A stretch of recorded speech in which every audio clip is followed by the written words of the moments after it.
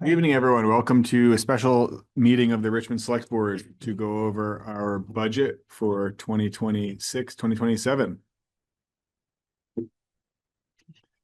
I guess first, do we have any public comment? Additions, deletions, or modifications to the one-item agenda? Okay, on to the budget. Do you want to start, John? Sure. So this is our, I guess technically our fourth budget meeting. We had three budget meetings, one in October, one in November, one in December, and a quick follow-up to the regular December select board meeting. The goal this year was to finalize the budget by the end of the December budget meetings and then do one final presentation of the budget in early January to solicit feedback from the public.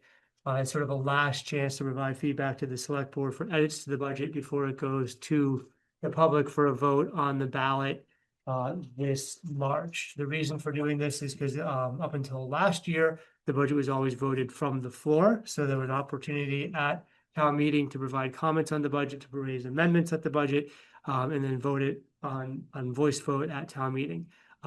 With it being on an Australian ballot last year, that opportunity is no longer available. So we're trying to provide an opportunity this evening to provide one last chance for comments and changes to the select board. It would still be the select board's purview and decision to change it before going to the voters, but that's sort of the point of this meeting. Before we get into it, I want to thank all department heads for all their work on the budget, going back till probably September, as Connie started to circulate the budget to everybody, and we started to get a lot of feedback from departments on what they need for FY27, as well as their capital plan. And also thank department heads for their attendance at all three budget meetings. And again, this evening, it's always helpful to have department heads here. If there's questions in the weeds on any department, I'm certainly not the local expert. So it's helpful to have department heads here to answer some of those questions. Thanks to Connie for corralling all the numbers over the last 4 months and keeping everything straight. And thanks to the select board for the additional meetings and attention and feedback as we've developed this process. Tonight, what I'll do is I've created a presentation. It's very similar if you've seen my previous 7 years of budget presentations, very similar to that, where we'll walk through some high-level things. Then we'll get into a couple of items about the budget, and then have time for questions at the end.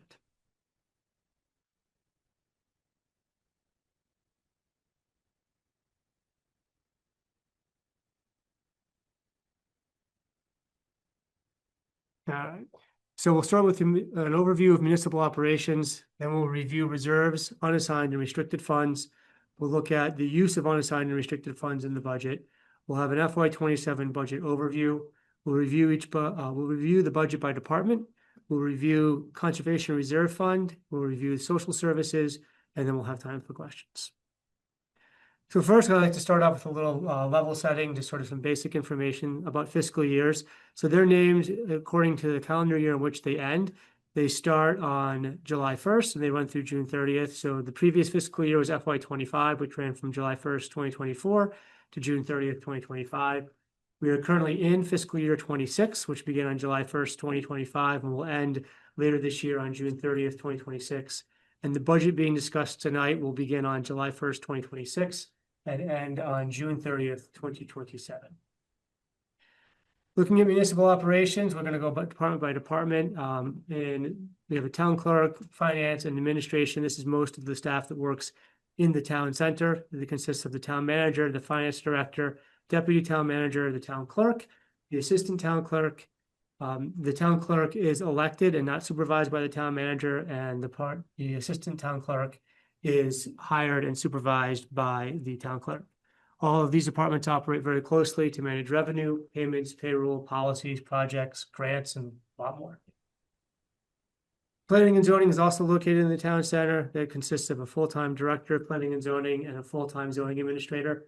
They work on issuing permits, reviewing and rewriting zoning regulations. They also provide staff for the planning commission, the development review board, and assist other committees related to planning. And a big project for them the last year has been updating the town plan, which will be voted on at town meeting as well. The police department is currently budgeted here in FY26 for a half chief, 4 full-time officers, and a part-time administrative assistant. The decision to budget for a half chief was that we were going to share that chief with Heinsberg, which was the situation we were in We were working on the budget for this year, last fall. That has since changed. We'll address that, how we are looking at that for FY27 a little bit later. The Richmond Library has a director, an assistant director, 6 part-time employees, and a part-time substitute employees. Note about the libraries, they are governed by the Board of Trustees, so that director does not report to the town manager or to the select board, but she reports to the Board of Trustees. The Board of Trustees, along with the director, they prepare the library budget, which is then included in the town budget and presented to the voters as part of the town budget. The fire department has a chief, an assistant chief, 3 captains, a lieutenant, and I think roughly 14 firefighters. It's an all-volunteer department, but they do get paid for their hours work. So whenever they respond to a call, they get an hourly wage, and when they're doing trainings, they also get an hourly wage. The highway has a foreman, an assistant foreman, and 4 full-time drivers and operators. In the winter, obviously, they've been very busy this winter, plowing the roads, maintaining equipment, and planning their summer work. In the summer, they do a lot of gravel road maintenance, maintain equipment. They work on drainage work, maintain recreational facilities, some larger sidewalk and stormwater projects they've also been able to complete the last few years.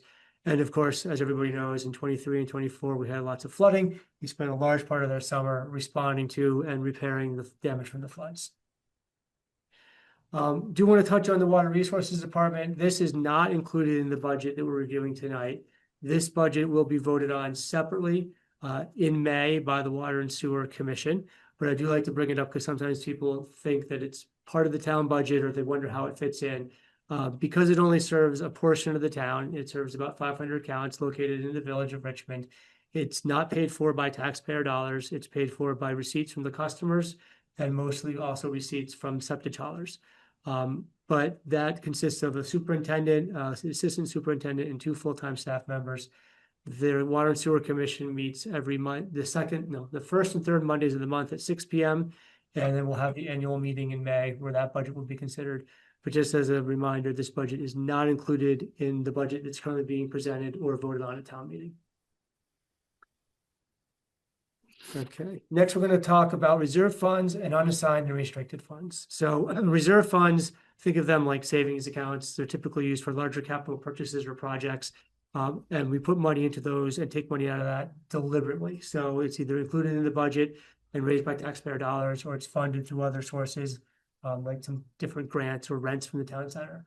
Unassigned and restricted funds, so that's a combination of underspending and revenue in excess of the budget revenue. So think of this as the surplus at the end of the year. If you look at the highway department, it's budgeted for $1 million in expenses. Let's say it only has $900,000. Well, that $100,000 then ends up in the restricted funds, and that money is restricted for highway department use.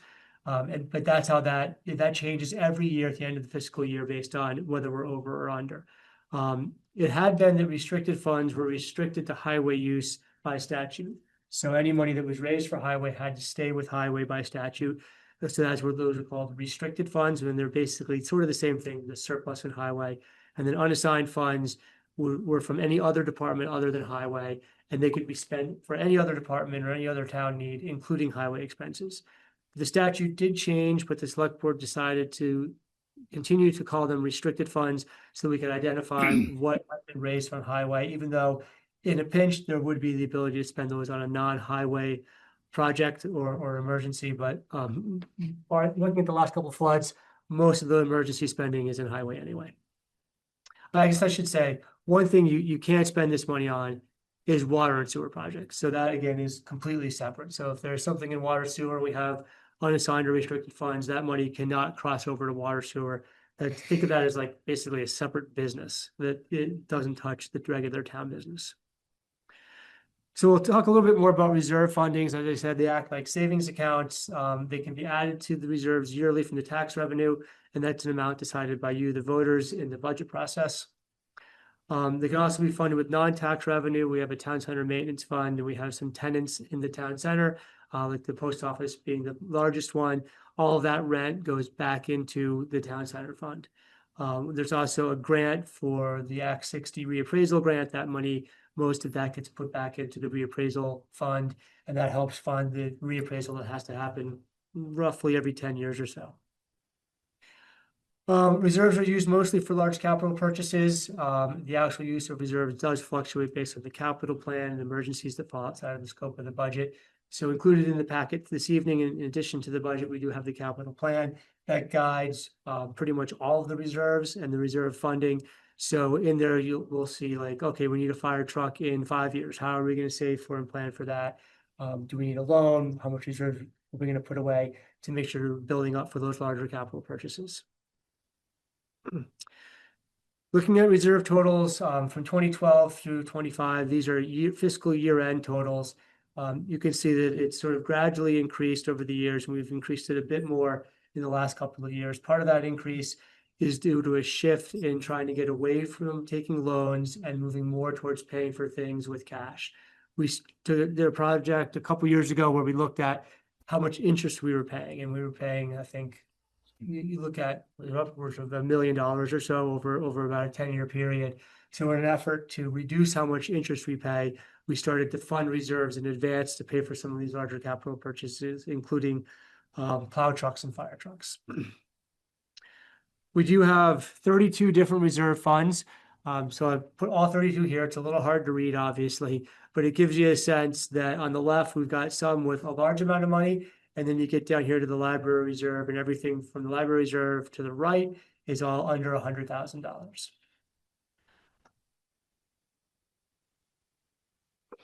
All right.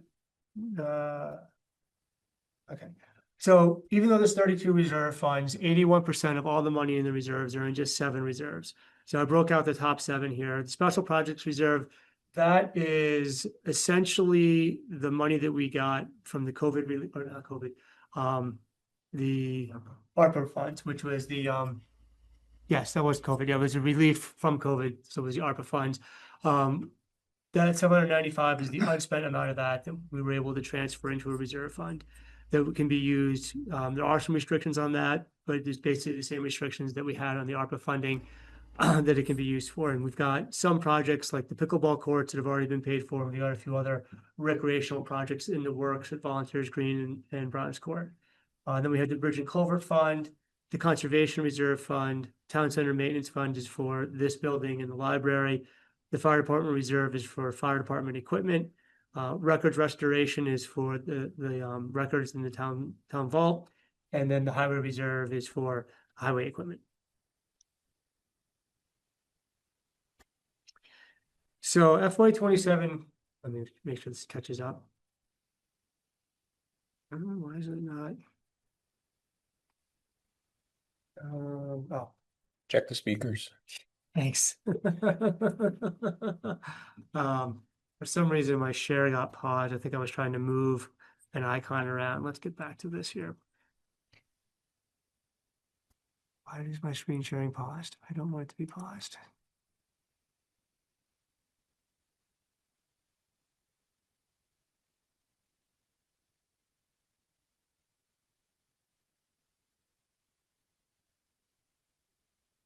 Okay, look better. So we'll take a look at FY27 planned reserve account usage. So the total planned usage in fiscal year 27 is $518,455. In police, we're looking to purchase a cruiser, portable radios, a dash camera, and mobile dash computers or mobile data computers. In fire department, we're going to be purchasing a washing machine for the turnout gear. We also need to replace some roof shingles on the main structure. In the fire safety equipment reserve, we have $16,000 set aside for new turnout gear for firefighters. We're going to purchase a dump truck and a new tractor loader in the highway department. In the library, we have $30,000 set aside for interior painting and $25,000 set aside for new circulation desks and possibly a bit of a new layout for the circulation desks. As I mentioned, one of the goals was to reduce the amount of town debt that we have. So I think, if you look back at presentations 3 or 4 years ago, this probably had close to 10 loans on it. Right now, these are the only 2 loans that we have outstanding that will still have payments in FY27. So there's a Jericho Road loan at about $53,000 per year. And then there was a stormwater loan from Millage Street at about $7,000 per year. Both of those final payments are due in 2032.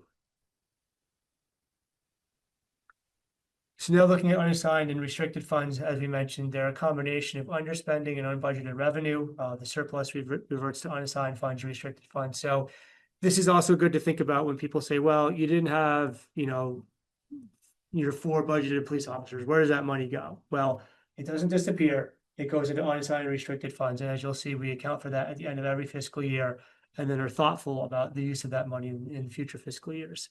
Again, restricted funds, per statute, were restricted to only the highway department. We still separate those out for our purposes so we can tell what came from highway, what came from other departments. And the unassigned funds are used from any other town department and can be used for any expense, including highway.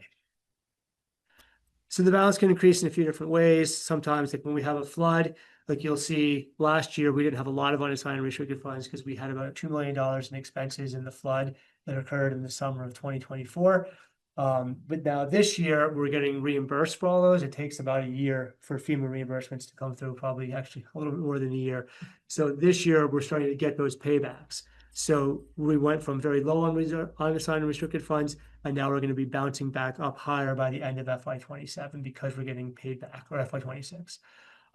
Also, if there's any underspending on budgeted expenses, such as when a department has vacancy savings due to being short-staffed, and sometimes we do receive grants that reduce budgeted spending. The balance can decrease when unbudgeted spending occurs, such as when we did have that flood and we spent about $2 million on that. The unassigned and restricted funds took a bit of a hit. In November of 2023, the select board adopted a policy where it said that we needed to keep 15% of the budget in unassigned and restricted funds. Anything over 15% should be used for emergencies or put towards the next budget and to help reduce taxes. That was based on a recommendation from auditors that they said a combined balance of unassigned and restricted funds of about 15% of the budget is fairly healthy, and that does help if you do have an unexpected emergency. It helps you with some cash flow. So these are our balances at the end of June 30th, 2025, which was the last fiscal year. So unassigned funds was at about $964,000, and the restricted funds was at negative $1.2 million. The restricted funds were so low because of that $2 million in expenditures that we had for the flood. Most of that was due to highway. So some of that was water sewer, some of that was a little bit in the park, but most of that was highway expenses. So our combined total, we were actually in the red at $309,000. So this represented negative 6% of the $4.9 million FY26 budget. Even though we're in the red here, as we looked at the reserve funds, we had a decent, healthy balance in the reserve funds that were able to kind of continue to help us out with cash flow. And we talked about that with the select board as we were going through the budgeting process and through the process of paying for the flood, that we were going to not spend out of the special project reserve fund or the highway bridge and culvert fund. We knew that we could pause both of those, and that would help us sort of float with cash to get through those floods. Again, we talked about the $2 million in flood expenses in the summer of 24 contributed to that negative balance at the end of 25. So this is a precipitous drop here in 25. But you can see, for years, we've sort of slowly increased the amount despite a continued effort to use those towards the future budget. There's been lots of vacancy savings at police. There's been money coming back from FEMA from previous smaller events. This one dropped, as you can see, to negative last year. This is a look at those reserve funds as a percentage of the next fiscal year's budget. So we used to be closer to the 14 to 20% range. And despite, again, trying to keep it in that 15% range every year, we have somebody that's breaking through here. Yeah. Mute somebody there. Through a lot of it's through the vacancy savings and some paybacks, we've ended up each fiscal year a little bit closer towards 35%. This year, obviously, we've dropped down negative, which isn't ideal. So this is the historical use of unassigned funds and restricted funds to help offset the tax rate. So in fiscal year 29, we budgeted $90,000 from unassigned and restricted funds to go towards that fiscal year to help either go towards reserves or pay for projects, or basically reduce the amount of money that needs to come in from taxes. Every year then, especially since about 2022, 2023, we've taken a really surgical look at this and tried to project out how much unassigned restricted funds we're going to have at the end of the current fiscal year, and then take and decide anything over 15% of the next budget, we put back into that budget to try to help reduce the taxes. So you can see some years we were pretty high, close to $1 million, about $500,000 here in 24 and 25. In 26, for this budget that we're currently in, that we worked on last year, it was a lot lower. Again, you're going to hear me like a broken record. It's all due to that flood, where we really had to kind of get, we dove deep to try to figure out what unassigned funds are we going to have, what vacancy savings are there going to be, how much expenses do we expect to be able to put anything towards the budget. And we were able to come up with $78,000 to go towards last year's budget. So this is a look at what we looked at for this year. So how we determined how much money could go towards the budget unassigned funds. So at the top, we have the combined unassigned and restricted fund balance for FY25 at negative $309,000 that we looked at earlier, which is the combined unassigned and restricted. First, looking at planned uses, we have the planned use of $78,000 that we just looked at the previous page, and then unbudgeted expenses in FY26 of $188,000. Large portion of that was the pickleball court, which didn't technically come out of the special projects fund. It was sort of in an interim space there in between things. So anyway, so that had to be accounted for. So we're looking at about $250,000 of unplanned expenses. Then we look at, well, what are we expected to come back into our budget for the current fiscal year of 26? So we have realized and expected reimbursements from the 24 flood of about $1.9 million that we have either already received or we've submitted all the paperwork and we're working on getting that back from FEMA. We expect to have that by the end of this fiscal year. We had a correction in the opioid reserve fund that was basically, I don't know if we want to call it an accounting error, but it should have come out of the reserve fund in 26. It didn't. So now it's going to come out of that and make that correction. So that's $5,000 for FY26. We looked at police vacancy savings for the first half of FY26 of about $250,000. Fire department, we have a projected savings of $25,000. We had projected a payment for an assessment report of the fire department. We ended up getting one pro bono, which I think we're very satisfied with. We have some good leadership going forward that we're not going to spend that money on an assessment this year. We have an Act 27 local economic impact payment from the state. This is something they've done the last 2 years after the floods to kind of give municipalities just a little extra money. The only restriction on it is you can't use it for something that was damaged in the flood that you've already received FEMA money for to pay for. So it's sort of a way to kind of help municipalities out. We used a couple $1,000s towards, I think it was what did we buy, Connie? Towards the fire truck. We had about a $2,000 or $3,000 shortfall in the fire trucks. We put it towards that. So the other $47,000 can go towards sort of our projected unassigned funds for the end of this year. We also have some projected finance department savings with Connie's retirement coming up this May of about $10,000. So that's about $2.3 million that we project will be kind of coming back into the FY26 budget. So the total projected unassigned restricted fund balance at the end of FY26 is $1.7 million. We did allocate $540,000 of that to reserve funds, which I'll go into in a little bit more detail in the following pages. So that left us with $1.2 million that we can put towards the budget. But we keep 15% of that back, which is $893,000 of the proposed FY27 budget, which leaves us with $340,298 to put towards the budget to help offset the tax rate. FY27 budgeted contributions to reserve accounts, we have $540,000 for unassigned restricted funds. They're going to go towards the reserve accounts.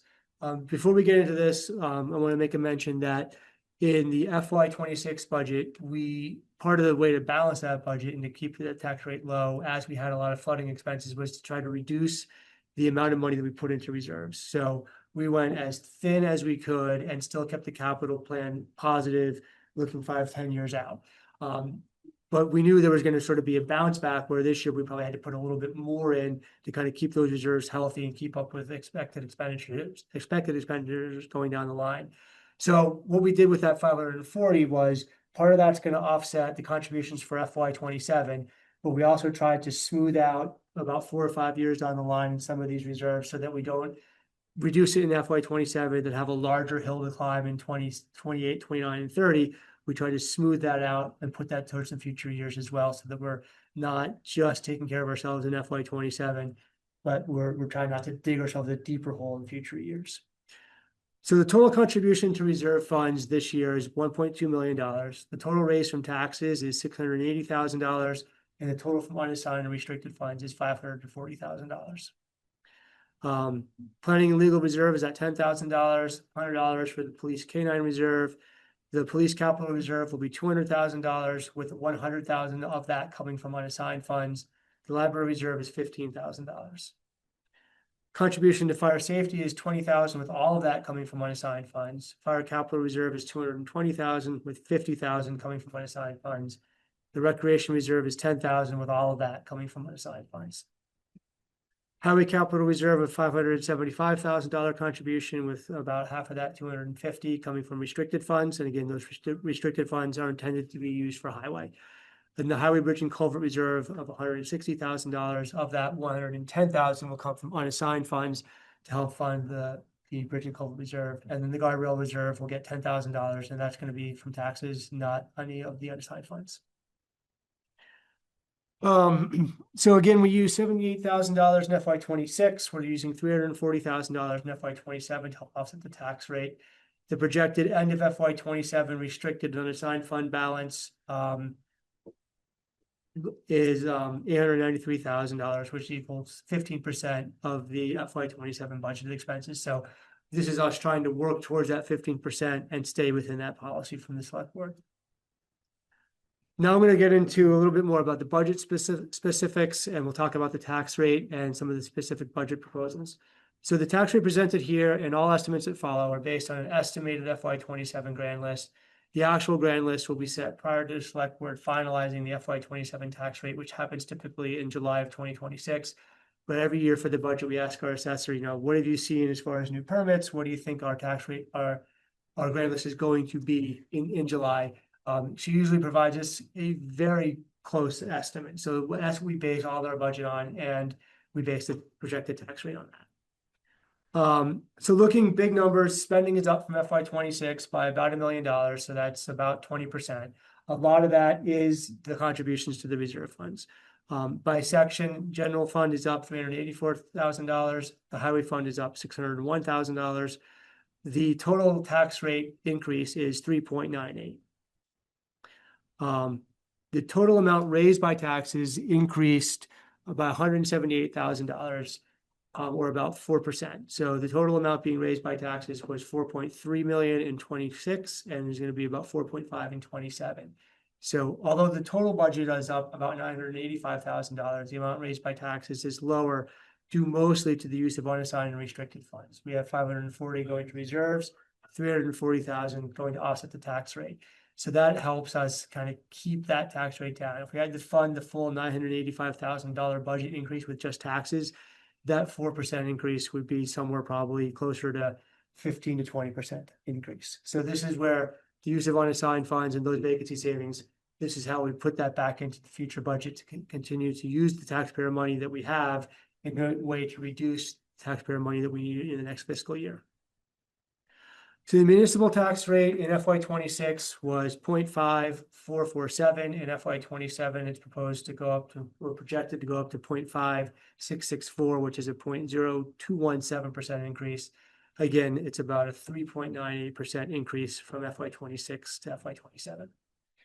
So what that means for your tax bill, looking at $100,000 in value, the current tax rate in FY26 is $545 per $100,000 in value.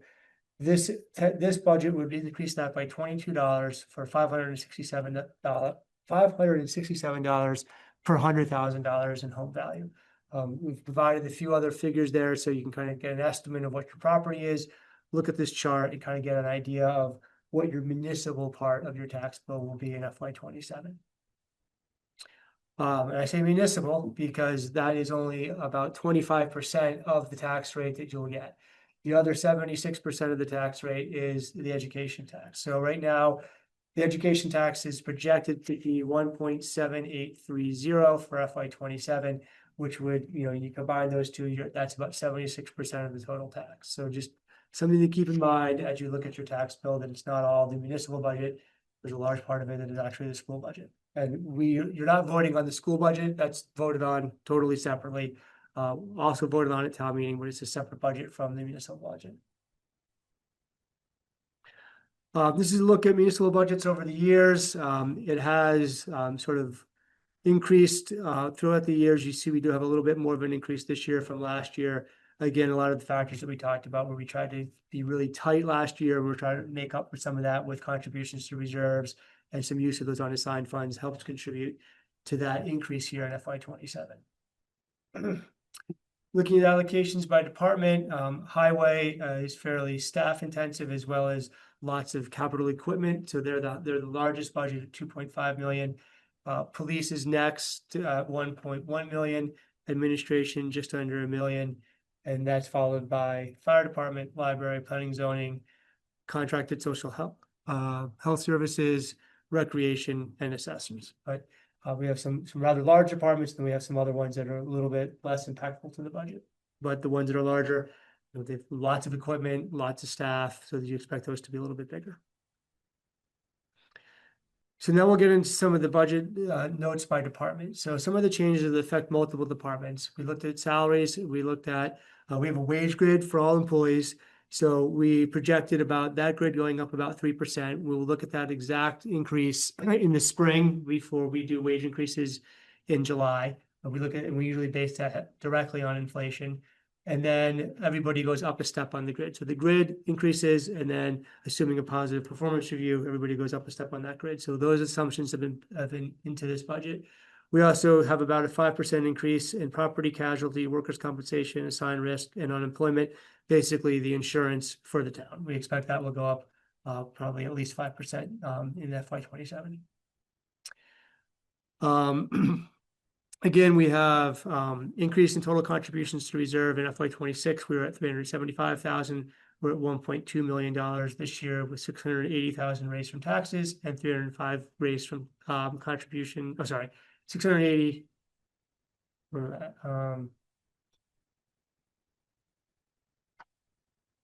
I'm not understanding my last bullet. Oh, sorry. That's an increase of $305,000 in contributions raised from taxes. So this is just looking at what's raised from taxes.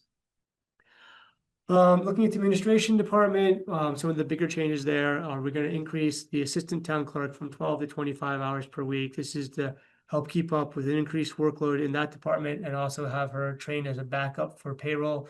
With the retirement of our finance director, we need some additional backup on payroll to help with the transition. And also, it's always good to have someone do backup on payroll. Right now, if Connie's sick on a payroll day, it's really challenging, and sometimes she just has to come in and help us with payroll. So to try to have some redundancy, we're looking to increase the assistant town clerk's hours. We also added a $5,000 finance director per diem support to allow for the current finance director to come back in FY27 to provide some support to the new finance director to help ensure a smooth changeover. Planning and zoning, only real increase here to speak of is transportation planning increased by about $7,500. This year we didn't budget to do really too many planning projects.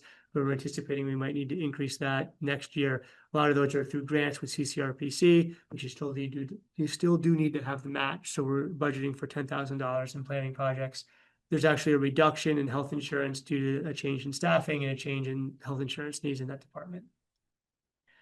The police department, the select board voted in the fall to increase the wages in that department by 20%. This was to help address some increases in police department wages in surrounding municipalities. We were having a hard time attracting any officers to Richmond. So by making that increase, we've actually had an increase in applications to the point where we just hired somebody, made that announcement last night. So that has been helping. To help offset that a little bit, we are budgeted for just 3.5 officers and a chief in FY27, thinking that even though we're getting some more recruitment, the possibility of actually filling the department fully by July 1st is probably not going to fully happen. So we're budgeting for 3.5 officers, assuming that we'll probably fill that fourth position sometime a little bit later in FY27. And we are budgeting for a full chief this past fall. The agreement with Heinsberg sort of stopped. So right now we've both decided to sort of go our separate ways, focus on rebuilding our own police departments. We may in the future look at collaboration, but right now the shared chief model is not going to be implemented for FY27, at least in the budget. Fire department, we're looking to increase the salaries by about $1 per hour. It's really a fairly nominal amount that we do pay for the firefighters. So we want to try to do what we can to help reward and show support. It's really tied to inflation. I think right now it's about $2 over inflation with this $1 per hour increase. And then as you gain ranks, you gain some additional wages as you become a captain or a lieutenant or a chief. We also know there's going to be an increase in radio dispatch. We contract that through Shelburne. We were at about $5,600. They're trying to meet their increased expenses, so we're anticipating about $9,000 for a total for radio dispatch in FY27. And we do have a reduction of about $60,000 in debt payments on there are 2 loans that are ending in FY26. So there again, our strategy of trying to increase. As you saw, we've talked a lot about the increase in contributions to the reserve funds. Well, that is balanced out by some of these debt payments coming off the books. Contracted social services, we reduced our contribution to Wilson Community Justice Center from $15,000 to $0. This is mostly due to a change in their funding model. For the last couple of years, they asked for a contribution, but now the grant funding at the state has changed, and some of the mission and some of the scope of work for the Community Justice Center is actually going to change. So I do not anticipate that they'll be asking for a contribution from the local municipalities. A highway, we have an increase in the dues, certifications, and licenses from $200 to $5,000 to provide CDL training to one of our newer staff members who's just starting his career in the highway department. You want to talk a little bit about revenue? We kept that interest on general checking account level funded at about $50,000. We might have been able to go up because we are anticipating to have a little bit more money on hand with some of the money coming back from the flood. One of the plans we came up with was to talk about using certificates of deposit. And we've been using those a little bit more in the last couple of years to try to realize higher interest rate gain on cash we do have on hand. But knowing that we have been trying to aggressively fund the reserve funds in order to pay for the capital plan, we came up with a plan to take some money directly from some of those funds, and we know we're not going to need in this fiscal year, put those into a CD. We could probably generate about $35,000 to $45,000 to go back into about 4 or 5 different reserve funds. So if we can do that in FY27, that will then help reduce the amount of money we need to put in those reserve funds in FY28 and years beyond. Now I want to talk a bit about the Conservation Reserve Fund. This item is voted on each year by Australian ballot. The question on the ballot is to approve funding the Conservation Reserve Fund by adding 1 cent to the municipal tax rate. We've been doing this for, I want to say, 15 or 20 years since the Conservation Reserve Fund has been in effect. So this isn't included in the budget as presented. This would be additional to the budget, and it's always tied back to the grand list amount. So right now we have an estimated grand list value of about $8 million. That would generate about $80,000 into the Conservation Reserve Fund if this article passes. $80,000 added to the budget would increase the tax rate, from 3.98% in the proposed budget to 5.82%, so an increase of 1.84. It will add $10 in taxes per year per $100,000 in property value. So we looked at that sheet at the last time. The increase for $100,000 was closer to $22. Now this would go up to $32 for $100,000 because you're adding the conservation fund in. So this is a look at what your tax bill would be from the municipality with the conservation fund question passing. So essentially it's an additional $10 per $100,000. So $100,000 in value into FY26 is $545. That would be $577 with the budget passing and the Conservation Reserve Fund passing. The other thing that are on the ballot is charitable appropriations. Prior to FY25, charitable appropriations were submitted to the Select Board and included in the budget for approval by the voters. But informed by case law and statute, we understand that certain charitable appropriations needed to be put on the ballot and voted on separately by the voters themselves. So not just included in the budget. So social services as statute are defined as programs that include but are not limited to transportation, nutrition, childcare, medical care, and other rehabilitative services for persons with low incomes, senior citizens, children, disabled persons, persons with a substance use disorder, and persons requiring employment to eliminate their need for public assistance. So we looked at all the requests, we figured out which ones of these fit that definition, had to be put on the budget. Others we determined could probably be, put on the ballot. Other requests fit more of a budgetary need. So, if there was a request from Little League for some field maintenance, we figured that would go into the recreation fund, or the Chittenden unit for special investigation. The police relies on heavily for certain investigations into certain crimes. We rely on them. We know we're definitely going to use them directly. So we put that into the police budget directly. So yeah, requests that don't fit into statutory definition could be included into the budget. So this year there's 9 allocations for social services that are included on the warning and on the Australian ballot. They're not included in the budget. If they all pass as warned, it would add an additional $21,760 to the budget, which would be an increase of $2.70 per $100,000 of property value.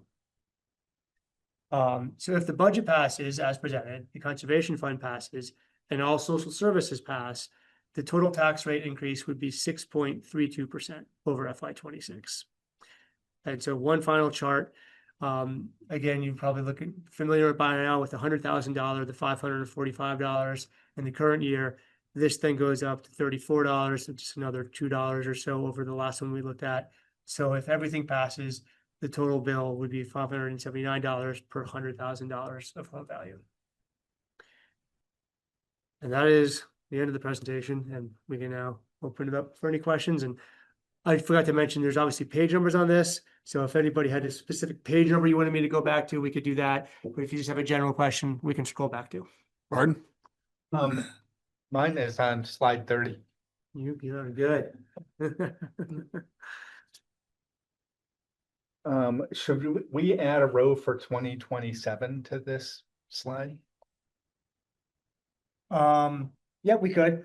I think the only reason I didn't was because it wasn't an officially passed budget, but no It problem. would be like an asterisk or something. I Absolutely. only thought when I looked at this, it would be helpful to see the proposed budget in the context of the history. Sure thing. And then 2 other quick points. The 15% and reserves, we've kicked that around for a while, and that, of course, I just want to say is a policy. It's not a statute or regulation. So sort of a moral, ethical adherence to that. But it's possible, of course, that a future select board for some reason would have more or less than that amount. So it's just an observation. And then the final one is, did we want to say anything more about health insurance? It seems like a dominant, consideration, every year, given the history of health insurance in the United States. Sure, I can add a slide in on that for future presentations. If I recall correctly, the increase this year was, you remember the exact percentage? It wasn't that much. It really was Yeah. a huge percentage. In other years, we I meant had too. 10 or 12% increases. I think this year was, I want to say under 5%. It was pretty small, With the plans that we. all things considered. Yes. And we've had this conversation separately, I think, that in terms of schools, because the school budget is so staff heavy and staff have health insurance, that typically is a heavy driver of the school taxes, over which we have no authority, of course.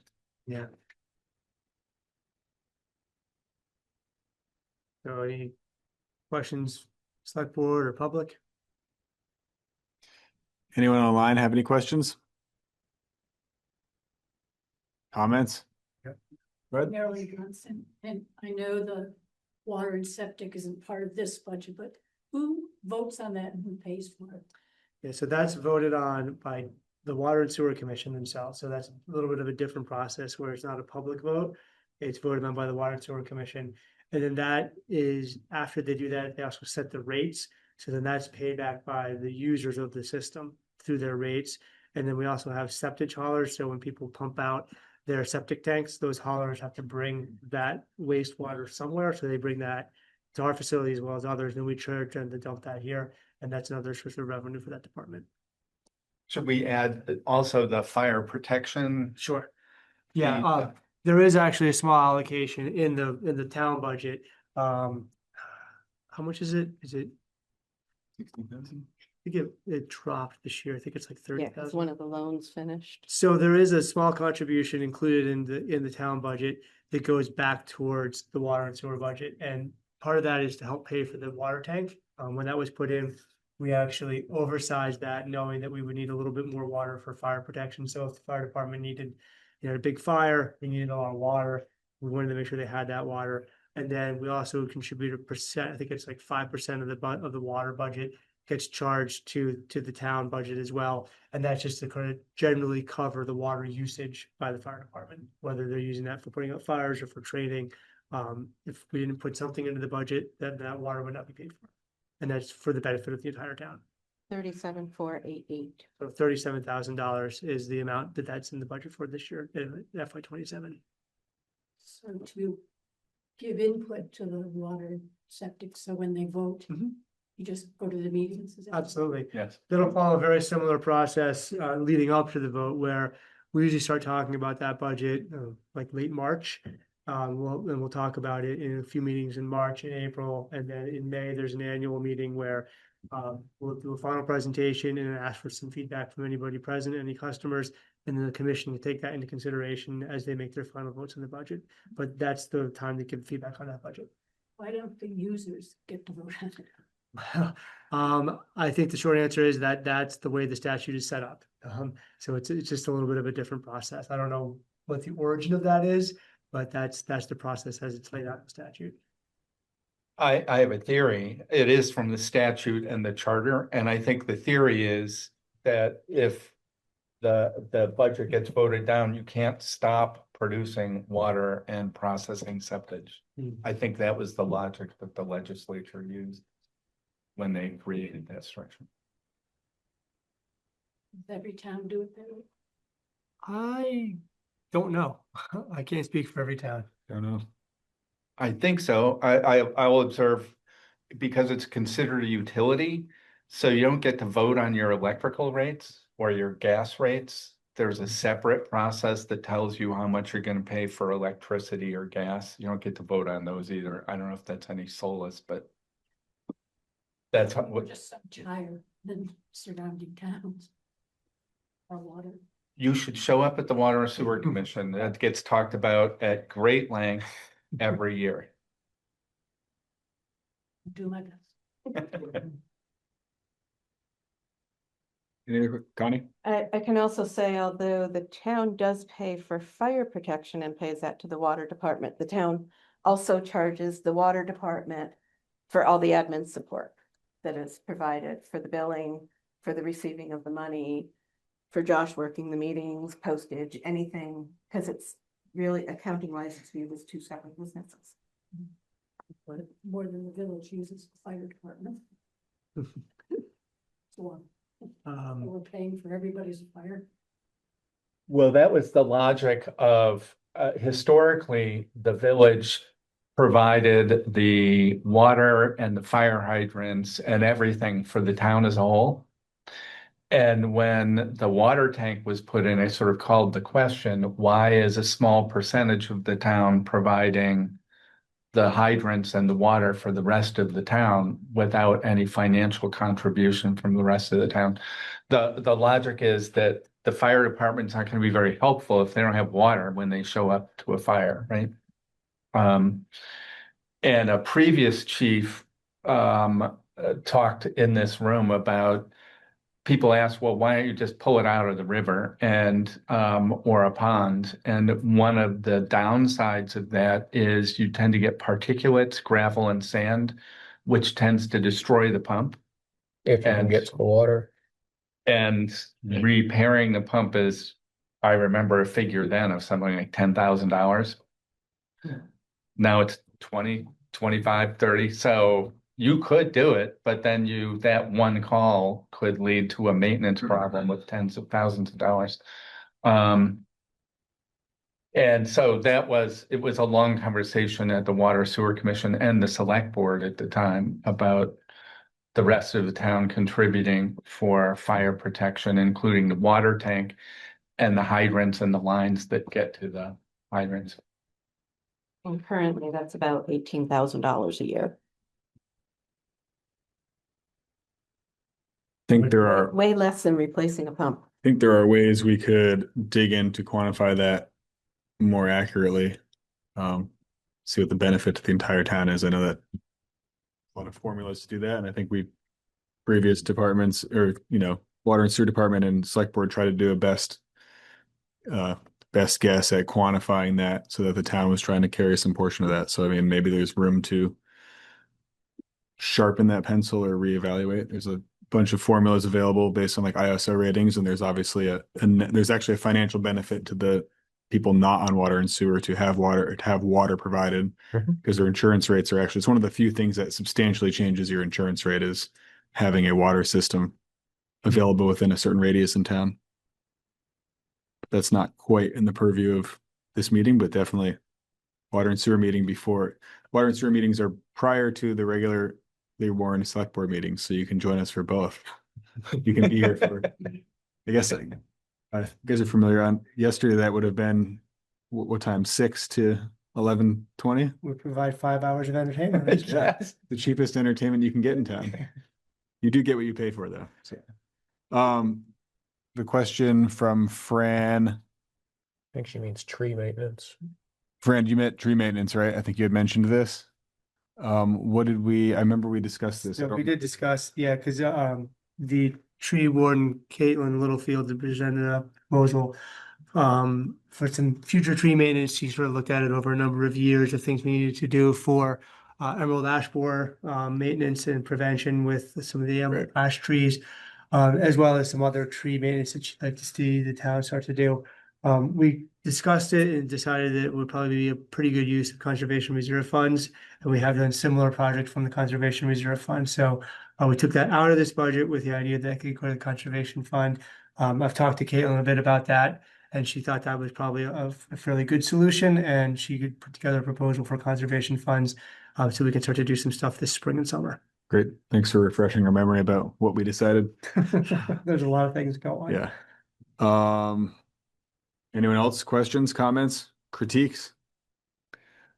I'll make one comment Yeah. just because I'm new to this chair, but $4.9 million budget shared among 4,185 residents. It's like $97 a month per person, which from my perspective, I know some households that may be more difficult than others, but it really underscores for me that the town is being frugal with their taxes. We don't have a large industrial tax base to draw on, and so if you look at other things you spend $97 a month on, cell phone bills, cable TV, the town to me represents a decent value. It would help me as we evaluate this to have the other taxes sort of at least estimated on a slide, the school portion of it. Right. You had a slide that showed that it's 3/4 of the budget. I'd like having that information to hand. It's not impossible to find, but when you put the overlay of the school budget on there, then it really starts to be kind of punitive, especially for lower income families or people on a fixed income. And I want to assure people that we're concerned about it always, that we don't want to tax people out of their homes in old age but current inflation, we're basically just keeping pace with inflation. It's not a runaway budget. So, from this chair, I would just say good job to everybody who worked on it. Thank you. Yeah, I think we worked hard to have a budget that, it's not as bare bones as it could be, but it doesn't have every want met, has all our needs met. So I think it's a good budget. Yeah. And our goal was to, keep pace with inflation or less. We were a little under, and we chose to kind of buy ourselves some breathing room in the future by using our money to fund reserves and hopefully set future budgets up for success, not knowing what's coming in the future. So hopefully everyone appreciates that. I'd just like to point out, Adam, that, well, first comment about water sewer, if people are interested, you should go there because there's also a wastewater treatment plant conversation, which is a huge budget item that's like worth paying attention to, especially if you are a user or customer of the system. The other thing I'll say is what we haven't really addressed in an adequate way, because again, the scale is big enough, is a rehab plan for this building. Yeah, people will recall that a bond was voted down. And so we're sort of backed up a little bit, rebooted a little bit, but the issues don't go away about the condition and circumstances of the building. So that's still kind of pending. We haven't addressed it in this budget, but it will come up in the future, I think. So Greg, when you talk about an overlay of the school budget, would you mean maybe adding like a column in here for the school total tax and then sort of see your total municipal tax, how that would plan out? Yeah, I think it would be helpful. Okay. Because people are thinking of their town taxes as a unitary thing. Yeah. Yeah. I appreciate that we're not voting on it. We can't control it. But to the extent that the school budget increases, I think there's some pressure to look at other ways to bring taxes down, and that the elements that you laid out tonight, the $340,000 to buy down taxes, that's a good contribution. But I know most homeowners, most individuals paying property taxes in town are sort of looking at their total tax bill. They're writing one check. Yeah, I think I could, knowing that I have their projected tax rate, I could add that as another column on this to say, here's your municipal, Yeah. here's your school, here's your total. Yeah, that'd be helpful. I can add that chart. Thank you, Josh. Anyone else? Connie? One comment, because I know it comes up a lot about the unassigned funds. Could you show the revenue page of the budget? Because we're constantly hearing people saying, well, where'd that money go? What'd they do with it? It's not going back into the budget. And it is. It's in the town report. It's on the revenue page, and Josh can show you where it is and what it looks like. And actually, there's no So- here. Maybe Yep. I'll try to make it a little bigger if I can. Without losing.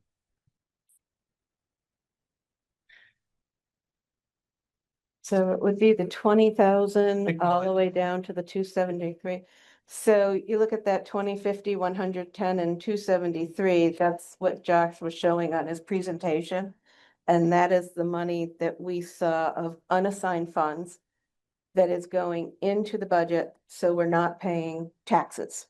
If that wasn't there, taxes would be even higher. And then down below, he talked about the restricted funds for highway. And there we are again, offsetting the highway expenses with that 66, 110 and 250. Again, money that if we weren't using those unassigned funds, we'd be paying in taxes. Yeah, so just the way this is set up, you start out here with your total budget for everything other than highway, then you add in all other revenue sources, including that, and you get down to a total amount that we need to raise by taxes. And that's what then goes over to this section for how much you're gonna raise by taxes is a combination of the highway and the other side. So, I mean, for instance, if you wanted to just sort of get a quick experiment on it, if we deleted these and then you look at tax rate increase, that goes to 14.36%. And if we delete the amount in highway, the tax rate increase is 24%. So by using unassigned and restricted funds, you get that 24% down to about 4%. So that's where the excess from 1 year is going. It is going back into the budget. Mhm. What's the total of all non-tax revenue for the general? The total of all non-tax Yep, revenue. so let's go to 273 Yep, or, we're yeah, gonna go from here. That total is $865,000. So we're using 865,000 to finance the budget that is not coming in the form of property tax expenses. And actually, it's even more, highway could be some state aid that comes in there as well, so there's an additional $554,000. So that total is closer to 1.3 million in non-tax revenue that goes back towards the budget. And along the way, we may see grants that we're eligible for, or sometimes the state just comes up with funding that we weren't expecting, Sometimes it- which has happened a few times in the last few years. Anyone else have any questions, comments? Clarifications on anything? I think Fran had her hand floating there. Yeah, I think it was. Fran, did you have a question? yeah, yeah, I do. Back to the building. Is my understanding we have no building committee now? That is accurate. Yeah, I think, So- I don't think formally disbanded, but it has been suspended, I guess. Do we have a plan to resurrect the committee or get some advice? We had advice from Bread Loaf a long time ago. So or are we just sort of standing still? No, we have a plan. We're taking a little bit of a different approach. We have an RFP out for proposals to hire someone to walk us through that entire process, to kind of reevaluate the needs and how we would implement that in this building. Bart. Well, we really put out two bids, right? One was for sort of the day-to-day maintenance, beyond Yep. the changing of light bulbs, maybe including changing light bulbs. But also then the more project management of what's a coherent plan to move forward. And maybe since we completed the RFP cycle, So we're at. status of the contract. Yeah, so the select board did make a decision on both contractors, so the one that does the more day-to-day, we actually sat down with him today to kind of go over a couple of things in his agreement to make sure we're all clear. So we'll be signing that as soon as he makes a couple of small changes, and he seems to be very good, local person from Richmond. Gonna give this building a lot of attention, which is great, because Duncan's giving the building a lot of attention right now on the day-to-day side of it. We also had another contract, which was, I think, a little over $100,000 with another firm that's going to look at the longer term projects here. So that's everything from like heating systems to windows to, maybe, any structural issues or anything like that. They sent over a contract that I had some questions on, sent it to our attorneys and insurance for review. I need to get that then back to him to make sure that we have an agreement that's going to work, because they had some insurance requests that, just wanted to make sure we were clear on what we could actually provide. So that's hopefully going to be finalized shortly, but that is the plan for the long term. I would only add from my perspective, they had kind of an impressive resume. They had done work on significant like city and town buildings around New England, rehab plans, including some historical and old buildings. So they had dealt with some somewhat complicated projects, comparable certainly to this, and in fact larger.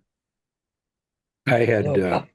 shiny black hair and a 28-inch waist the last time we put significant money into this building. So yeah, I think it's well overdue, and preserving it and maintaining it is going to cost the town less money, I think, than replacing it the way prices are now. Yeah. But I was involved in that original committee who turned this into the town center, and when I look up and I see the stained ceiling tiles and stuff like that, it makes me a little sad, but it also underscores you can't go for 30 years without spending a little money on buildings. The windows subject has come up many times before. And then one of these days, some version of the town government is just going to deal with it, because a lot of these are the original windows from 1907. Yeah. And the energy panels it's not a great solution. They're a little drafty sometimes on those single degree days. Could I just ask where the money is going to come from to pay for these two contracts? Yeah, we have a town center and library reserve fund that was put together specifically to fund this type of project. So that's where that money is coming from, Fran. Initially, Okay. obviously, if there's any big projects that come out of that, we'd obviously have to come up with funding. That reserve will not even get close to funding any major work on the building. Thank you. Of course. Anyone else?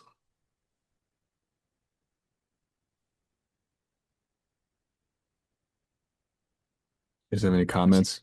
No. This seems to be going very smoothly, so Yeah. I guess it's the function of having 3 or 4 budget meetings, so.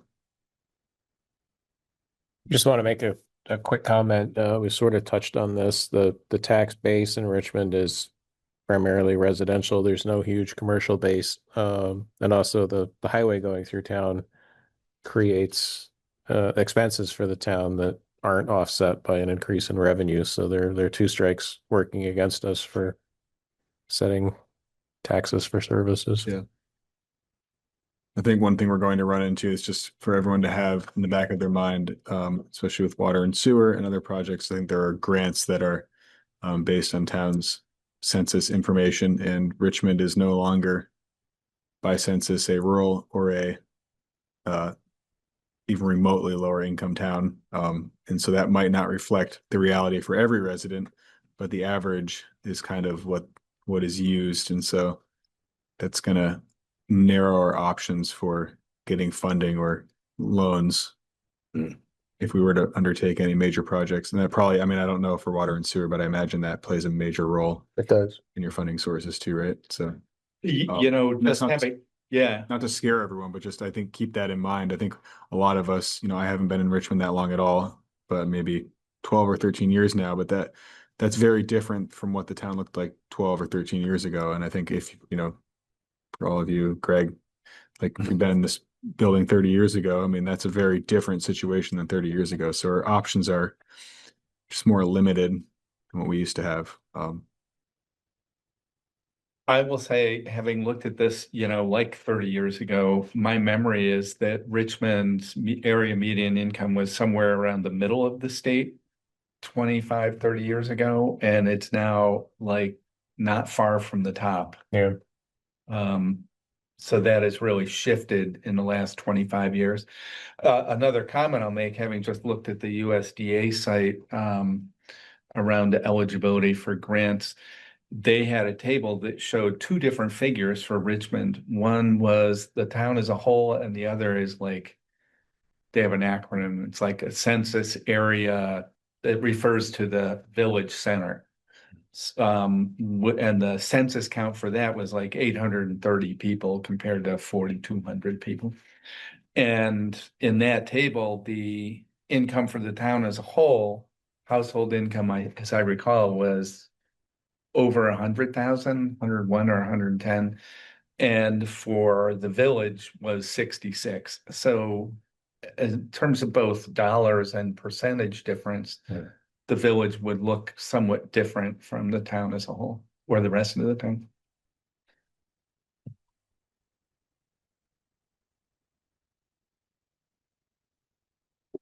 Any questions? I think we're asking for questions and beating a dead horse, so entertain a motion to, So moved. Second. I think the motion was to close the meeting. All those in favor? Bard, aye. Greg, aye. David, I. Caitlin, I. Adam, I. Thank you everyone for joining us, and we will see you at our next meeting. Thanks, everyone, for Thanks, everyone. showing up, So. Thanks, Josh. Thanks, Adam. including department heads. and Nice staff. job, Josh.